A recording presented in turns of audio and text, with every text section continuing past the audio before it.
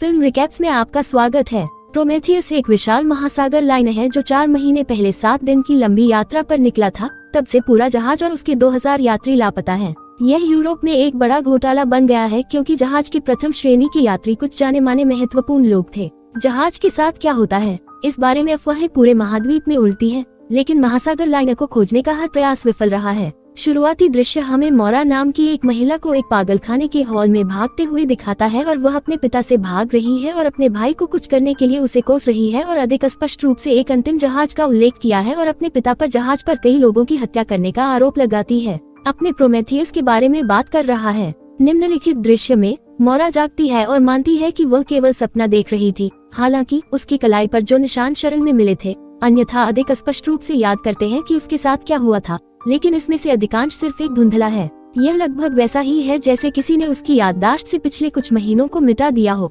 वर्तमान में वह इंग्लैंड से अमेरिका जाने के रास्ते में दूसरे जहाज पर सवार है। यह जहाज भी 7 दिन की यात्रा पर है और इसमें 1000 से अधिक यात्री सवार होते हैं। प्रथम श्रेणी के लोग उच्च श्रेणी के यात्री होते हैं, जबकि मध्यम और श्रमिक वर्ग के लोग या तो शरणार्थी, अपराधी या घुमक्कड़ होते हैं। वे सबसे कम साझा डिब्बों में रहते हैं और उन्हें खाने के लिए कम दिया जाता है, जबकि प्रथम श्रेणी के यात्रियों को दुनिया के बेहतरीन व्यंजन परोसे जाते हैं। कोई नहीं जानता कि बोर्ड पर प्रत्येक यात्री के पास एक रहस्य है जिसे वे प्रथम श्रेणी में छिपा रहे हैं। शायद यह छिपा रहे हैं कि छेद का एक गुच्छा है। मोरा प्रथम श्रेणी के यात्रियों में से एक है और यहाँ है क्योंकि उसे कुछ दिन पहले एक पत्र मिला था। पत्र उसके भाई का था और अगर वह न्यूयॉर्क आने के लिए और कह रहा है तो यह कहते हुए कि वह जानता है कि उसके पिता ने क्या किया है। यही कारण है कि मोरा खराब स्थिति में होने और मानसिक रूप से अस्थिर होने के बावजूद जहाज पर सवार है। मोरा आईने में देखती है और खुद को याद दिलाती है कि उसका नाम क्या है, इसलिए वह भूल नहीं पाएगी कि भोजन क्षेत्र में कोई उससे बात करने की कोशिश करता है। हाल ही में विवाहित जोड़े लुसियन और लॉरा हैं क्योंकि शादी उनके माता पिता द्वारा तय की गई थी।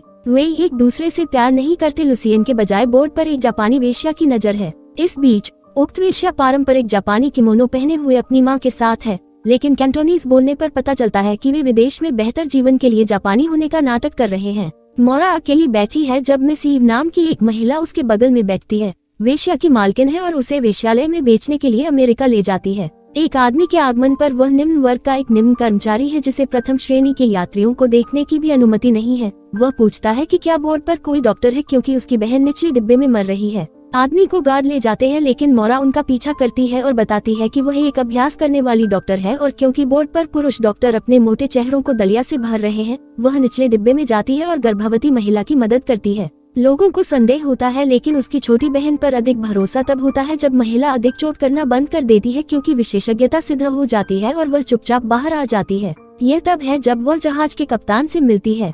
उन्होंने 2 साल पहले एक घर में लगी आग में अपनी पत्नी और बेटियों को खो दिया था और अब भी उनकी मौत का शोक मना रहे हैं। कप्तान कल थोड़ी देर के लिए बात करता है, इससे पहले कि उनके सहायकों द्वारा उन्हें बाधित किया जाए। वे प्रकट करते हैं कि उन्हें कहीं आसपास से एक संकेत मिल रहा है जो उन्हें उस स्थान के निर्देशांक दिखाता है जहां कैप्टन के पास यह विश्वास करने का कारण है कि जांच के लिए अंतिम जहाज से संकेत आ रहा है। वो यात्रियों की अवहेलना करता है और जहाज को घुमाता है और कप्तान से बात करने के लिए जाता है और पूछताछ करता है कि क्या उसे लगता है कि आखिरी जहाज पर कोई भी जीवित हो सकता है। चूंकि वे 4 महीने के लिए चले गए थे, कप्तान जानता है कि यह संभव नहीं है, लेकिन उम्मीद है कि उन्होंने अपना खाना राशन कर दिया और बच गए। मोरा के जाने के बाद कप्तान एक लिफाफा बाहर लाता है जैसा कि उसने अपने भाई से प्राप्त किया था। यह एल नाम के किसी व्यक्ति का है। थोड़ी देर बाद कप्तान प्रथम श्रेणी के यात्रियों के साथ स्थिति को संबोधित करता है और उन्हें बताता है कि वह निर्देशांक प्राप्त करने के लिए जहाज को मोड़ रहा है। उनमें से ज्यादातर फैसले से खुश नहीं है, लेकिन कप्तान अडिग है। कुछ घंटे बाद वे अंत में निर्देशांक तक पहुंचे और पुष्टि की कि यह वास्तव में आखिरी जहाज है जिसे कप्तान ने एक लाइफ बोट को कम करने के लिए अपनी सहायता का आदेश दिया है और अंतिम जहाज में उनके साथ जाने के लिए एक समूह का चयन करता है।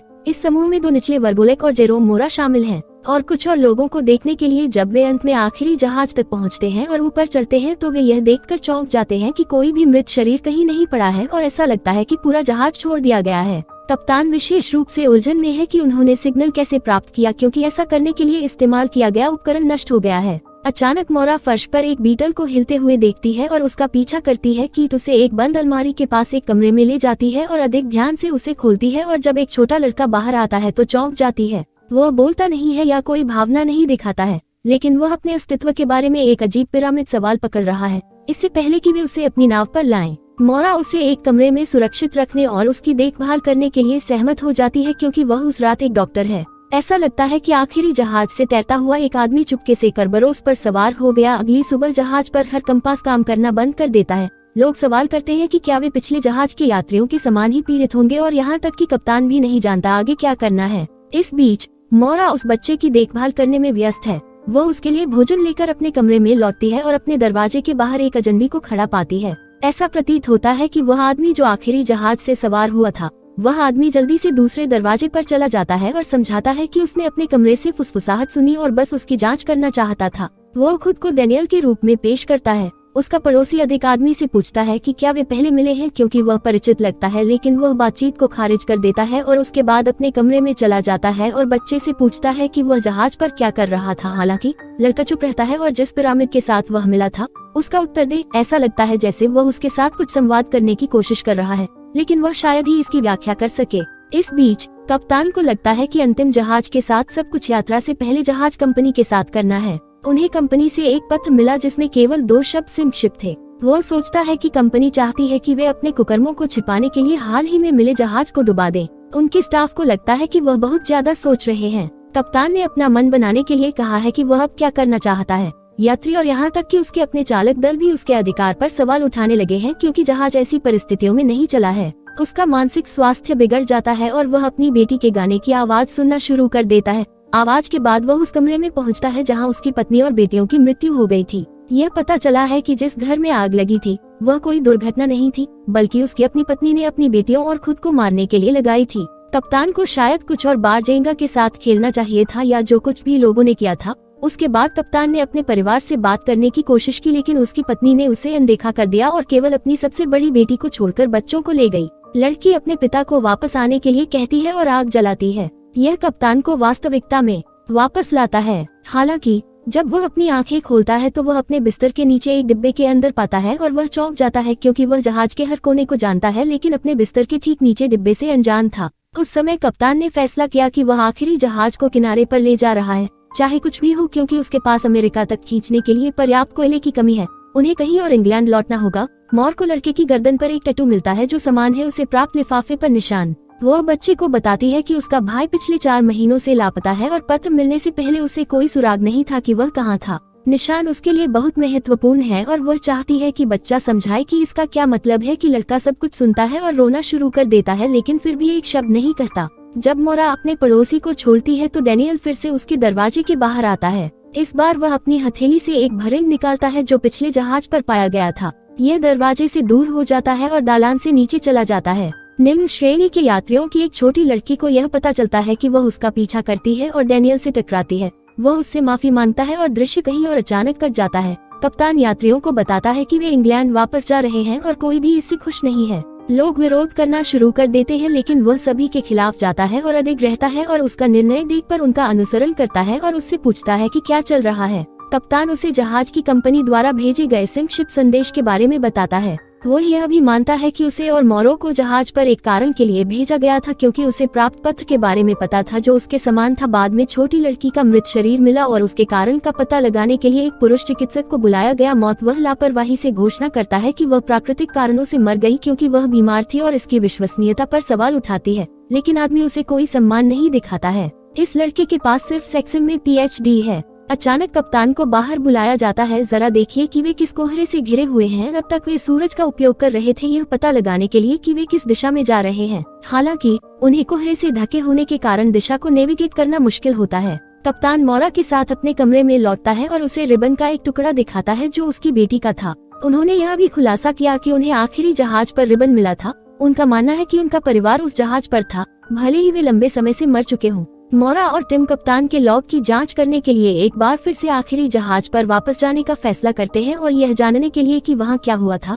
वे लाइफ बोट को नीचे करने के लिए जाते हैं, लेकिन रास्ते में सुरक्षा के प्रमुख द्वारा रोके जाने पर वह कप्तान की बातों से बहुत नाखुश हैं। इंग्लैंड लौटने का निर्णय और सोचता है कि आखिरी जहाज के प्रति उनका जुनून उन्हें नुकसान पहुंचाएगा। फिर भी कप्तान ने उनकी बातों को नजरअंदाज कर दिया और सुरक्षा प्रमुख के जाने के बाद भी नाव को नीचे करना जारी रखा और कप्तान सेकंड इन कमांड ने लोगों को उनके खिलाफ रैली करने का फैसला किया। यार, यह सभी विद्रोही लड़कों का समय है। सुरक्षा प्रमुख निम्न वर्ग के लोगों के पास जाता है और उन्हें छोटी बच्ची की मौत के बारे में बताता है। वो उन्हें कप्तान के खिलाफ खड़ा करता है और उन्हें विरोध करने के लिए कहता है क्योंकि निम्न वर्ग के लोगों के पास इतना पैसा नहीं होता कि वे दूसरी बार जहाज का टिकट ले सकें। वे इंग्लैंड वापस नहीं जाना चाहते हैं, जबकि बाद में उन्हें जहाज पर 3 और मृत लोग मिलते हैं जो छोटी लड़की की तरह मर गए थे। इससे उनमें आक्रोश भर जाता है और लोग कहीं और अपने अधिकारों के लिए लड़ने को तैयार हो जाते हैं। कप्तान और मौरा आखिरी जहाज पर पहुंचे और एक कमरे से गुजरते हुए उन्होंने पाया कि हर आधिकारिक कागज को चिमनी में जला दिया गया है, लेकिन कप्तान कागज के एक भी बिना जले हुए टुकड़े को प्राप्त करने का प्रबंधन करता है,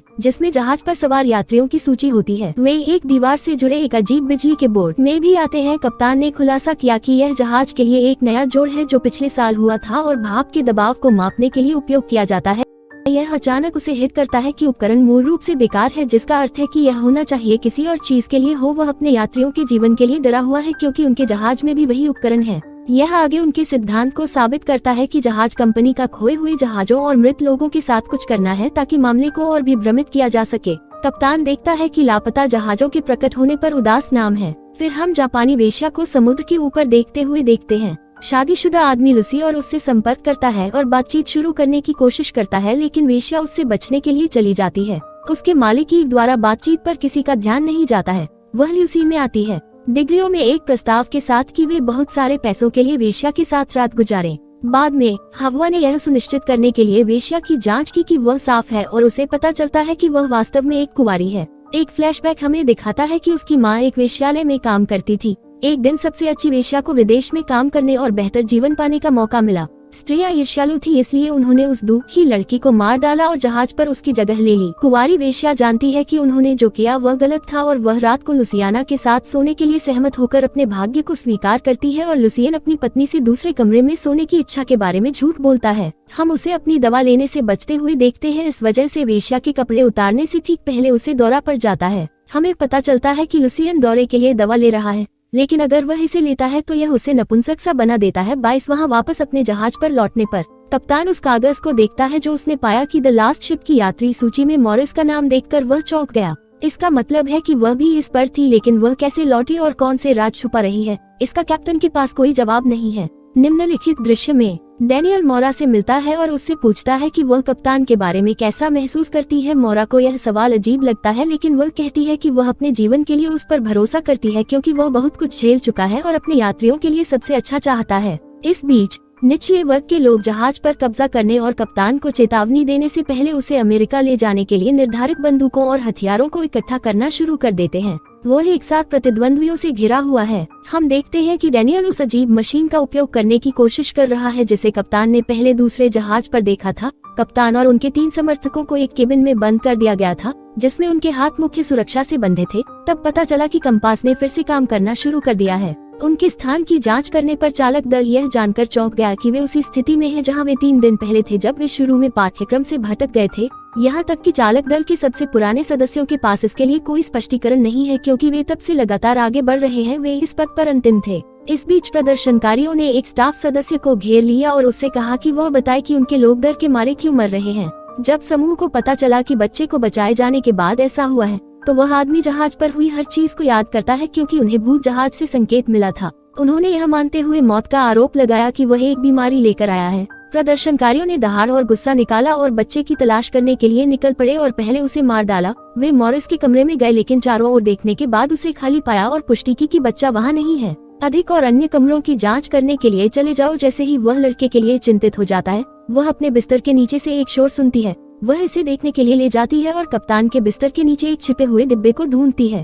लड़का एक छोटे राक्षस की तरह डिब्बे से बाहर आता है और मौरा एक के बाद एक राहत की सांस लेती है। प्रदर्शनकारी उच्च श्रेणी के यात्रियों को उनके कमरों में बंद कर देते हैं। मौरा उसका ताला खोलने की कोशिश करती है क्योंकि बच्चा उसका संघर्ष देखता है। फिर वह एक बीटल बाहर लाता है और कीट जादुई रूप से बाहर से दरवाजा खोल देता है। मॉरिस स्तब्ध है लेकिन उसके पास इस मामले पर ध्यान देने के लिए पर्याप्त समय नहीं है। वे लाइफ बोट की ओर भागते हैं और कप्तान और उनके समर्थकों के साथ फिर से मिलते हैं। यह पता चला है कि वह उस कमरे में भाग गया जहां वे रेंग कर बंद थे। वर्तमान में समूह जीवन रक्षक नौक में भागने की योजना बना रहा है। मौर्य उनके साथ जुड़ने की कोशिश करता है लेकिन भूत जहाज की यात्री सूची में उसका नाम देखकर कप्तान को संदेह होता है। इससे पहले कि समूह लाइफ बोट को नीचे कर पाता, प्रदर्शनकारी आ जाते हैं और छोटे लड़के को मारने के लिए ले जाते हैं। जैसे ही वे बच्चे की बलि देने के लिए तैयार होते हैं, तेज बारिश शुरू हो जाती है और मैं उन्हें दोष नहीं देता। वह शगुन से वस्तु जैसा दिखता है। हालांकि वह लगभग डरे हुए नहीं लगते हैं, जैसे कि उन्होंने अपना गला काटने से पहले अपने भाग्य को स्वीकार कर लिया हो।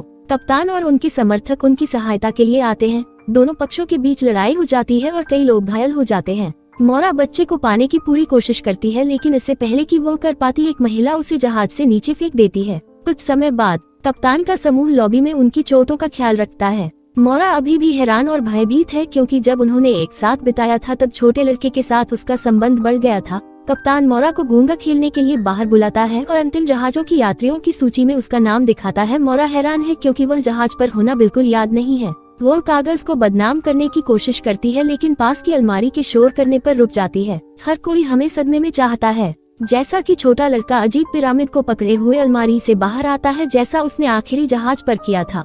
चैनल को सब्सक्राइब करना न भूलें और बेल आइकन दबाएं। चैनल को मदद करने के लिए लाइक छोड़ दें। देखने के लिए धन्यवाद।